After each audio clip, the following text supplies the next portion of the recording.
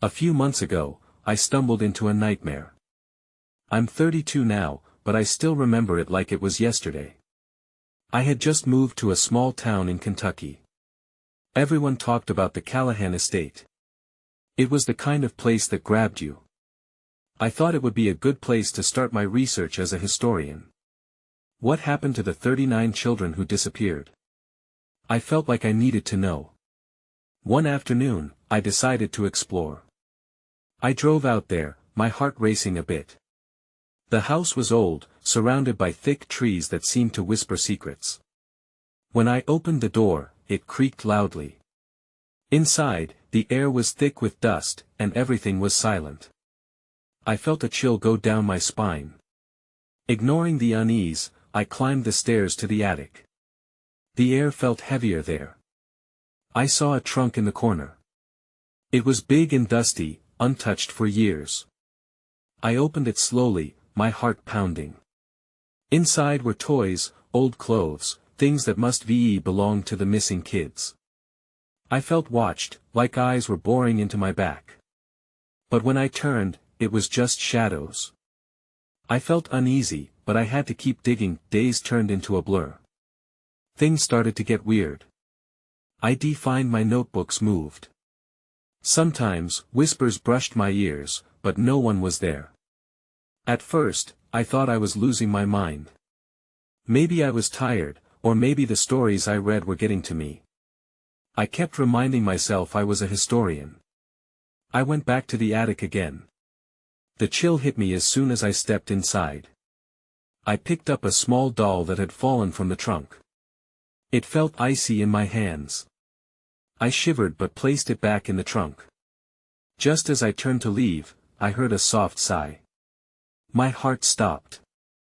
I whipped around, but no one was there. The days went on. I found stories of the children, sad, heartbreaking tales that made me feel like their laughter echoed in my head. It was as if they wanted to tell me something. I thought I was close to a truth the townsfolk didn't know. But the deeper I dug, the darker it all became. One night, I woke to the sound of my name being whispered. I felt a tightness in my throat, like I couldn't breathe. I turned around, and the attic was empty. But it didn't feel quiet. Something was there, something I couldn't see. I wasn't sure why, but I felt drawn to stay. I wanted to leave but couldn't move. It was crushing, so heavy. I thought about the 39 children. Did they know what had happened? What was I uncovering? Even now, I can't shake the feeling of being watched. I can feel it pulling me into something dark that I didn't tell anyone about, the whispers or the feeling of eyes on me. I don't know if I ever will. The Callahan estate is still there, and so are its secrets. I just hope they don't come for me next. The following week, I decided to dig deeper into the history of the Callahan estate. I found a small local library. The librarian, an older woman named Mrs. Hargrove, seemed to know a lot about the town's past. I figured if anyone could help me, it was her. When I approached her, she looked at me with a mix of curiosity and caution. "What brings you here?" she asked. I told her about my research on the children. Her expression changed. "You shouldn't be messing with that," she said softly. "Some things are better left buried." That response sent a chill through me. I pressed her for more information, but she shook her head. "People don't talk about the Callahan estate for a reason. It's a dark part of our history." Her warning felt like a weight in the air. Unfazed, I continued to search through dusty old newspapers and town records. I found oddities buried within their pages, fragments of stories about the Callahan family that hinted at strange occurrences and unexplained events. I jotted down notes, feeling a mix of excitement and dread. Later that day, I felt compelled to return to the estate. I drove there, the setting sun casting long shadows across the property. As I approached the front door, I hesitated. Part of me wanted to turn back, but another part pushed me forward. Inside, the house felt different. A thick fog seemed to hang in the air. I climbed the stairs to the attic, my stomach churning with nervous anticipation. Again, I was drawn to that trunk. As I reached for the lid, I noticed something I hadn't seen before: a small wooden box tucked in the corner behind the trunk. That I retrieved the box, trying to steady my hands as I opened it. Inside, I found letters, handwritten notes from the missing children. My heart raced as I pulled one out. I couldn't comprehend what I was reading. They detailed their fears, their games, and some hinted at a secret they had discovered in the manor. Just then, I heard it again, a whisper, soft yet distinct. "Help us." The words echoed in my mind. I dropped the letters as fear coursed through me. This was beyond mere curiosity now. I felt a desperate energy, an urgency to uncover the truth. Stepping back, I suddenly noticed the trunk had slightly creaked open. Feeling compelled, I edged closer. That's when I saw it, a small, faded photograph lying on top of the dolls inside. I reached for it, my breath catching as I realized it was a picture of the children, smiling, 39 of them standing in front of the estate. My eyes widened. But then, the attic door slammed shut behind me. The noise reverberated through the room like thunder. Panic surged inside me. I was trapped. I turned, heart pounding, and realized the whispers had grown louder. The children were here. The darkness around me deepened. I backed away from the trunk, pulling at the door handle, but it wouldn't budge. I needed to escape before whatever was lurking fully revealed itself. Then, a shadow shifted in the corner of my vision. Something was approaching me. I was no longer alone. My breath quickened as I squinted into the darkness. The shadow moved again, and a cold fear gripped me. I could no longer tell if the whispering was coming from my mind or echoing from the walls of the attic. I shouted, "Who's there?" My voice felt weak, swallowed by the thick air. That I took a step back, instinctively feeling for the trunk behind me. The photograph lay discarded at my feet, its faces watching me. I focused on it, desperate for a distraction. The children's smiles now felt like a mocking reminder of my own fear. I had to get out of there. As I glanced toward the shadow, it solidified into a figure, a child, about the age of 8 or 9, with dark, tangled hair and hollow eyes. My heart dropped. The child's gaze was empty, as if they were looking through me rather than at me. "Help us," they repeated, the same chilling words I had heard moments before. Panic bubbled inside me. I turned back to the door and pulled harder, but it remained shut. I shouted again, "Let me out." The whispers got louder, a chorus of voices blending together in desperation. I felt dizzy, overwhelmed by the energy wrapping around me like a thick blanket. "Please," I choked out, more to myself than to anyone listening. My mind raced. Had the children been trapped here all along? What had happened to them? I scanned the attic, looking for anything useful. There had to be a way out, some way to escape this nightmare. That's when I noticed the far wall, dimly lit by a slanting beam from the single window above. There was something odd about it. My feet moved instinctively as I walked toward it, my pulse racing. I could hear the whispers becoming clearer, weaving through my thoughts. "Find us," palpitating, I brushed aside a few stray boxes and dust-covered items. There, embedded within the wall, was a small, rusted latch. My fingers trembled as I lifted it. The whispers converged, a sudden surge of energy crashing over me like a wave. I could sense urgency, a magical pleading that seemed to draw me in. I pulled on the latch, and the wall creaked open. Just beyond was a narrow opening, much smaller than I expected. It was too tight for even an adult, but I could hear the whispers practically screaming now. It felt like a lifeline. As I turned back to look at the child, their face had shifted from desperation to something else, anger, perhaps. Before I could process what that meant, the trunk behind me slammed shut with a deafening noise, cutting off my exit option. The whispers turned to chaos. I couldn't tell if they were shouting or crying. The shadow of the child loomed closer. My fight or flight instinct kicked in, and I made a split-second decision. I squeezed through the opening, feeling the jagged edges of the wall scrape against my skin. As I crawled through the darkness, hope sparkled in my mind. Maybe I could finally uncover what happened here. I reached the other side and found myself in an unfamiliar room, dimly lit by the moonlight streaming through a broken window. The air was thick and stagnant, but no whispers followed me. I turned back toward the opening, but when a sudden noise caught my attention from the room's corner, a soft, childlike laugh, and in that moment, I realized I wasn't done yet. I turned slowly, my heart pounding like a drum in my ears.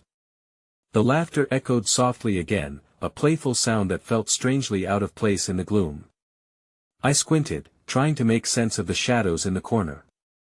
My instincts told me to turn and run, but curiosity held me rooted to the spot. "Hello?" I called out, my voice shaky. The light from the moon spilled over broken furniture and dusty old toys, painting eerie shapes on the walls. The laughter faded, replaced by an unnerving silence that hung in the air like a thick mist. I took a cautious step forward, feeling the splintered floorboards creak beneath my weight. As I ventured deeper into the room, I caught sight of a porcelain figure dressed in a faded pink dress, its glassy eyes staring vacantly at me. I felt an unsettling chill wash over me. I picked up the doll, instinctively drawn to its intricate features. Before I could examine it more closely, a sense of urgency gripped me. The laughter had shifted, now sounding like a whispered plea. "Find us." It was the same chilling call I had heard in the attic. Panic shot through me again. Who was trying to reach me? I placed the doll back down, my hands shaking. I glanced around, desperate for any hints of what was happening. I needed clarity. The whispers and laughter were both tormenting and entrancing. There was something strange about the walls in this room, too. Patterns danced in the paint, the outlines of children playing. For a brief moment, I thought I saw a face reflected in the peeling surface, just out of reach. Shaking my head, trying to clear the cloud of fear, I forced myself to move, edging toward the other side of the room. As I reached a window, a gust of wind rattled the glass, slapping my senses back into focus.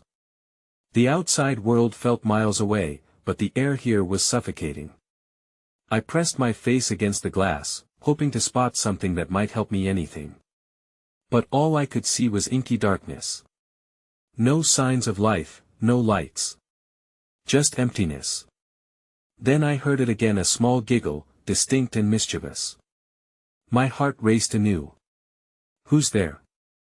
Show yourself," I demanded, trying to sound braver than I felt. A faint rustle came from behind the old wardrobe, my pulse quickening. That I staggered backwards, unsure of what to do next. It felt as though I could break through whatever barrier existed here, but at what cost? Whatever was lurking, I knew I couldn't turn back. And just then, the wardrobe creaked open by itself, revealing a small, dark space within. My breath caught in my throat as I heard more laughter, now ringing with an urgency I couldn't ignore. My fear battled with a chaotic pull toward the unknown. In that moment, I realized I had a choice to make. Stay and face whatever this was, or flee and risk leaving the children's call unanswered. I took a deep breath, mentally bracing myself for what lay ahead. I stepped toward the wardrobe, the laughter growing louder, more insistent. As my fingers brushed the edge of the door, the atmosphere shifted, and a shadow leaped from the corner of my eye. Then everything went dark. I gasped as the darkness enveloped me. For what felt like an eternity, everything halted. I couldn't feel my body, hear my thoughts, or even breathe. It was strange, like being suspended in a void. Then, a pinprick of light appeared, growing brighter until I found myself standing once again in the room. The wardrobe was still open, but now, instead of a small space, it revealed a glowing passage. My heart pounded as a feeling of warmth beckoned me inside. "Find us," the voice echoed once more, stronger this time, urging me forward. Ignoring every instinct to turn back, I stepped into the light. I felt an overwhelming sensation of being pulled, like currents of a river dragging me deeper. When I emerged, I was no longer in the musty attic. I stood in what looked like a vibrant garden, but everything felt skewed, almost surreal. The colors were too bright, too perfect. Vine-covered arches twisted like fingers reaching for the sky. The scent of sweet flowers filled the air, contrasting with the fear swirling in my chest. "Where am I?" I whispered, feeling vulnerable. There were no responses, only the sound of laughter again, this time, ringing with pure joy. It was a cacophony of giggles, and I scanned the scene, my heart racing. Then I saw them. Children ran in circles, their laughter a chorus of youthful innocence. They looked like they belonged to a different time, fluffy dresses, straw hats, and bare feet on soft grass. My confusion deepened. Why were they here? "Come play with us," one of the girls shouted, her eyes sparkling with mischief. She bounced forward, her curls bouncing along with her. "It's so much fun." I hesitated, torn between want and dread. What if they were trapped here? An overwhelming urge to help surged in me. I stepped closer, but then dropped my gaze to the grass. "Why can't I stay?" I asked, half to myself. A sudden chill tinged the air. The children paused, their expressions shifting from joy to something darker. Shadows flickered in their eyes. "No one can stay," said a boy, his voice a whisper now. "They're trying to take us." The word sent a tremor down my spine. Trying to take them? I looked around at the vibrant garden. Was it an illusion? I felt the air grow heavier, the exhilaration replaced by a creeping dread. "What do you mean?" I pressed, stepping back. I could see the garden around me begin to wilt, vibrant colors fading to murky hues as shadows danced between the trees. "They find new children," a little girl whispered, her once bright face now pallid. "Join us. You can be safe." Panic flooded my veins. I could feel something close by, a presence lurking behind the trees. "No. I need to leave. I need to find out what happened to you." Suddenly, the laughter surged again, but this time it was wild and alien. The children's faces twisted as the joyous mirth morphed into cries of despair. They reached for me, their hands stretching toward the gathering darkness. That I turned, trembling as I felt the energy shift. "Let me go!" I shouted, and with a force I didn't understand, I stumbled backward, crashing through the barrier of light. The world vanished again. This time, I landed heavily on the attic floor, gasping for breath. The echoes of their laughter still rang in my ears, but now they carried a weight of sorrow. I could still feel their presence behind me, a promise, a warning. With shaking hands, I pushed myself up. I knew I couldn't stay still. There were answers to find. But as I looked toward the wardrobe, I noticed something odd, a flickering shadow at the edge of the room. Then came the chilling realization, I was not alone anymore. I took a cautious step toward the wardrobe, heart racing. The flickering shadow was moving, not just shifting from side to side but growing closer. I could feel it, a presence that darkened the edges of the room. "Who is there?" I called, my voice cracking. The atmosphere felt charged, almost electric, like silence before a storm. I stepped forward again, curiosity battling fear. That as when I saw it, a figure, thin and tall, partially hidden behind the wooden frame of the wardrobe. It was a girl, her features blurred and indistinct but undeniably there. Her eyes, though clouded, seemed to pulse with a silent plea. "Help us," she mouthed, but no sound came out. That I felt a chill flood over me, an instinct to run creeping into my bones. But I couldn't turn away. "What do you mean?" I managed to whisper, my throat tightening. Suddenly, the temperature dropped, and I felt a rush of cold wind as if a door had swung open to the outside world. The girl's expression shifted to one of sheer desperation. She extended a hand, her fingers barely reaching the edge of the wardrobe. "Please," she whispered again, and it almost sounded like a warning now. Before I could respond, shadows slithered from the corners of the attic, coiling like serpents. They pressed against the walls, pooling darker with every heartbeat. I backed away instinctively, crashing into some old crates that toppled over, crashing to the floor. "No!" I shouted, feeling my voice breaking under the weight of fear. I turned to run, but the thick darkness surged forward, wrapping around my ankles, tugging me back. With all my strength, I fought against it. I couldn't let it take me, not like those children. I remembered their laughter and their sorrow. I won't leave you. I screamed, glancing back at the girl. No. She cried out, her form beginning to fade. The air grew heavy, as if the shadows were fueled by my own despair. You have to go. They'll take you too. In that moment, something shifted. I became aware of a different presence. The pull of the darkness was shifting to something more tangible. A slithering tendril made its way toward me, thick and pulsating, as if it had a life of its own. That I summoned every ounce of willpower I had left, clenching my fists. I won't let you. I shouted as I redirected my focus to the doorway. With a last burst of energy, I lunged for the exit, pulling away from the darkness clawing at me. The world seemed to promise release but held its breath as I stumbled toward the door. Then, just before reaching it, I turned back to the girl. I will find you. I vowed, though the shadows around her threatened to swallow her whole.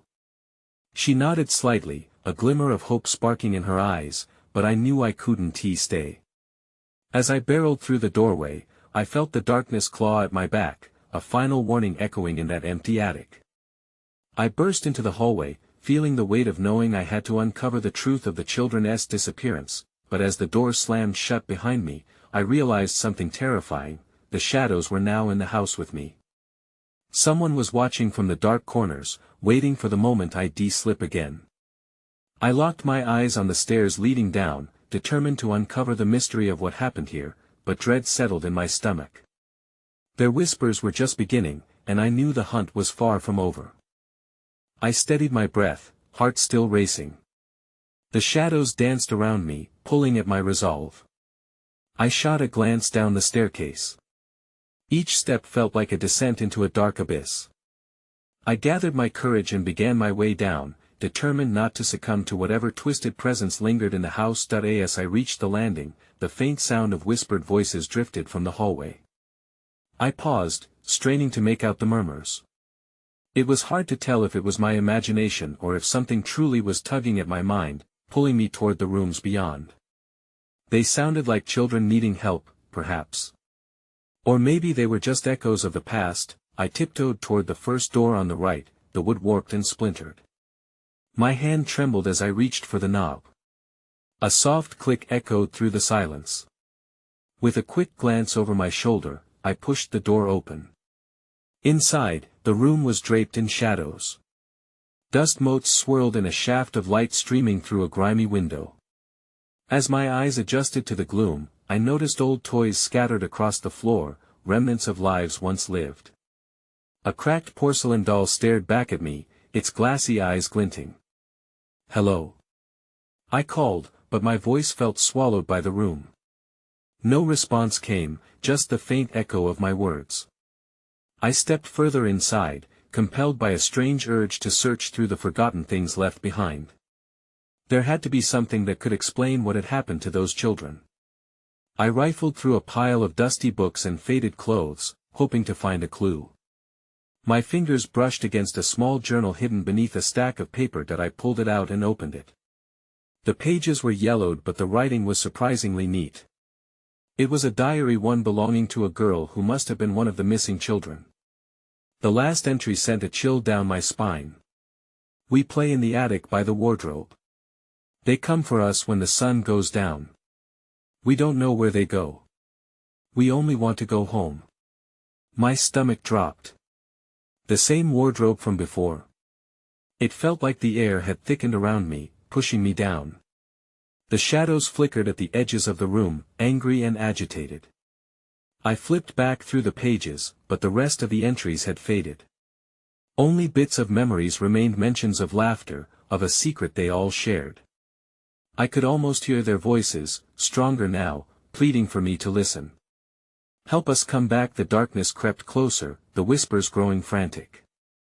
I slammed the journal shut, breathless with panic. I had to get out of this room. I didn't want to linger any longer, not with the increasing weight of an unseen presence pressing in. As I turned to leave, I caught a glimpse of something in the corner of my eye. A figure, no, more than one. I froze. They were little shapes, like shadows of children, frozen in time. Their mouths moved silently, their tiny faces etched with fear and longing. Before I could scream, everything went dark. The door slammed shut behind me, locking me in. My heart raced as the noise of frantic whispers filled the room, drowning out reason and time. Help us suddenly, I understood. The attic wasn't just a place where the children had disappeared, it was a gateway to whatever had taken them. I had to return, and fast. I needed answers before I became part of their story. Then, I heard a low, rumbling voice from within the shadows. Stay with us. The floor beneath me vibrated, and I felt the walls press in, as if the house itself were alive and hungry. I grasped the doorknob, but it wouldn't budge. In that moment, I realized this was no ordinary house. It was a trap, and if I didn't escape, I might just join the ranks of the lost. The darkness felt suffocating. I pounded on the door, desperate for it to give way. Let me out. I shouted, but the walls seemed to absorb my cries. The whispers escalated, like a chorus haunting my ears, urging me to stay. Stay with us. I stepped back, fighting the urge to sink into panic. I needed a plan. I turned away from the door, forcing myself to focus. The room was still cluttered with relics of the past. The diary was heavy in my hands. Whatever I uncovered here could mean the difference between freedom and being trapped forever. There had to be another way out. I glanced around the room, searching for a window, a crack, anything. A chill crawled up my spine as I noticed the big wardrobe against the far wall. It loomed over the room like a sentinel, its doors slightly ajar. Come play with us. The children's whispers snaked around me, urging me toward it. I swallowed hard, casting a fearful glance back at the door. No sign of release. With trepidation, I approached the wardrobe. As I drew closer, the air grew colder. I reached for the handle, the metal cold and unyielding against my palm. Slowly, I pulled open one of the doors. Inside was a collection of old clothes, moth-eaten and faded. But there was something else, something glimmering in the back. I pushed aside a frayed coat and gasped. It was a small, dusty mirror, its surface tarnished but reflecting a warped version of myself. Help us. The voices now sounded like a weight atop my chest, pleading and intense. I leaned closer to the mirror, my heart racing. My breath fogged the glass, and as it cleared, I saw shadows flicker behind me in the reflection. I turned quickly, but the room was empty. Confused, I looked back at the mirror and froze. In the glass, I could see children peering out from the shadows, their faces pale and drawn. What do you want? I whispered, horrified yet compelled to engage with them. Their mouths moved, the echoes of their cries spilling over each other. Help, us, find the way. I stumbled back, my pulse quickening. They needed me to understand something. But what? My gaze flicked back to the wardrobe. Was it more than just a portal? I could almost feel its energy, drawing me in. That I made the decision. Maybe the attic was my only chance. I had to explore, to find whatever was hidden in the shadows that could help the children. I took a deep breath, crushed the fear rising in my throat, and stepped into the wardrobe. Cold air engulfed me. I pushed through the hanging clothes, moving deeper. I felt the fabric brush against my skin, like fingers tugging at me. Just as I thought I might get stuck, the passage widened, revealing a cramped staircase spiraling upward. As I climbed, the whispers quieted, replaced with an unsettling silence. I reached the top and saw a door at the end of another dark hallway. My heart hammered in my chest. Should I knock? What waited on the other side? I had to know. I moved toward the door, pushing it open. The creak was almost deafening. What I found inside took my breath away. The attic was vast, filled with boxes and discarded memories. But in the center stood an odd structure, a large, ornate trunk with strange symbols carved into its surface. I felt something pull me closer, as if it held the answers I sought. But as I took a step forward, I felt a sharp gust of wind sweep through the attic. The children's voices grew frantic again, echoing warnings. "Don't!" Then the trunk began to rattle, shaking as if something inside wanted out.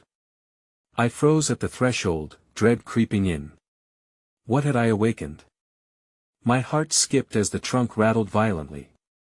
The omnipresent whispers crescendoed, wrapping around me like a cold embrace. "Get away!" I heard one voice scream, and it sent a shiver down my spine. Was it one of the children? I stumbled back, but my feet felt glued to the floor. I had come so far, driven by the need to help, yet part of me wanted to flee. I glanced back at the wardrobe, contemplating retreating through the dark passage, but the trunk's relentless shaking held my attention. Maybe I could glean some truth about what had happened to the children. Taking a deep breath, I stepped closer again. The trunk was beautiful, intricate carvings swirling around it. I reached for the latch, my hand trembling.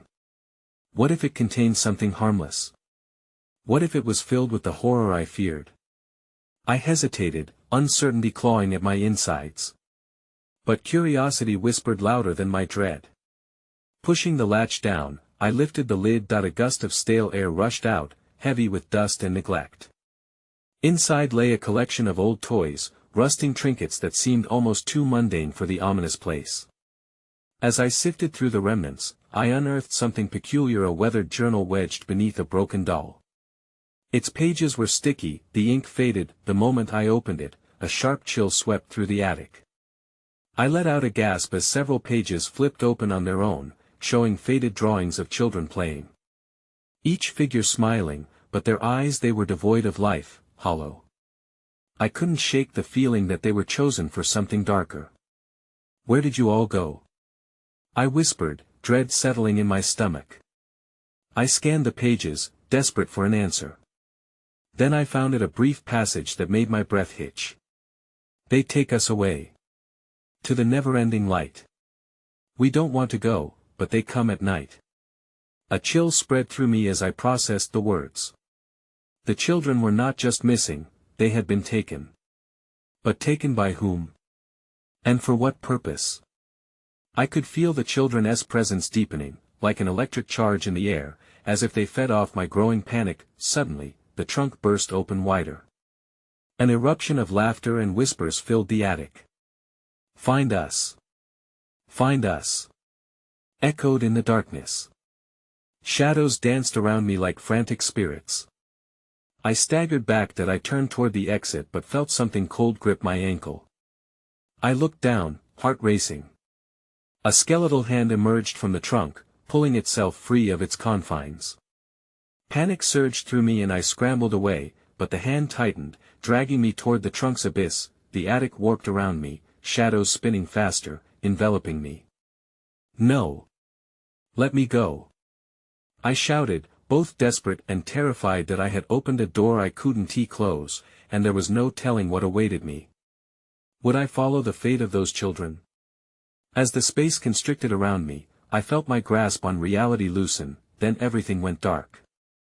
When I blinked back to consciousness, I wasn't in the attic anymore. A sudden rush of clarity hit me, contrasting sharply with the chaos that had engulfed me moments before. I found myself sprawled in the garden I had glimpsed earlier, but it was different now. The vibrant colors I had admired were dulled, and the laughter that had once filled the air now hung heavy with an eerie silence. That I pushed myself up, disoriented, and glanced around. The garden's edges seemed to bleed into the shadows, the sky above clouding with an unnatural darkness. I understood, at a primal level, that I had teetered on the brink of some new revelation, maybe an understanding of the children's fate, but who knew what lingered just beyond the veil of sight? "Help us!" The whisper crested through the air like an echo from the abyss, wrapping around me like icy tendrils. The voices were faint but insistent, and I felt my heart begin to race again. I stood and took a tentative step forward, feeling the pulse of the soil beneath me, alive yet foreboding. It was as if the ground itself bore witness to the children's plight. This garden held secrets, maybe even the key to their freedom, but also a hint of something sinister. Would my presence here mean salvation or a deeper entrapment? I took one step, and then another, moving toward a large archway draped in vines. That's when I heard it, a low, rumbling laugh from the shadows. Panic rose as I turned back to scan the surroundings, searching for the source. There, amongst the trees, I saw silhouettes, figures that were vaguely childlike, yet distorted in form and movement. Before I could react, I felt the chill back at my feet again. The remnants of that skeletal hand, a warning of what could have consumed me, but now it seemed as though it were beckoning me back to the trunk, the very threshold of safety and horror. "Find us!" chimed the voices. Did I dare approach the trunk again? What if that was the doorway to understanding, the means to uncover what truly happened to the children? But as I hesitated, shadows crept closer, and my instincts screamed for me to run. "You must leave!" a small voice echoed, piercing through the collective whispers. Stepping back, I turned toward the garden's thickest foliage, the bright flowers now morphed into twisted limbs. It was evident this was a battleground between the children and whatever hunted them. "Help us!" they cried in unison, more fervent now. Who is coming?" My own voice wavered between desperation and indignation. "They take. They always take." The echoes blurred together, blending into a drone of despair. "You're one of them now, trapped between the worlds." The realization crashed over me. All this time, I was chasing the truth, but what if there was no truth to find, only more darkness? My blood ran cold. Could they be warning me against my next choice? I felt tethered to the moment, floating between realms of light and shadow. "Please." I didn't recognize the submission in my own voice. "Please show me the way out." Maybe this was the barter: find a way to release them, and they'd lead me away from darkness. Their laughter turned again into madness, blending through the whispers.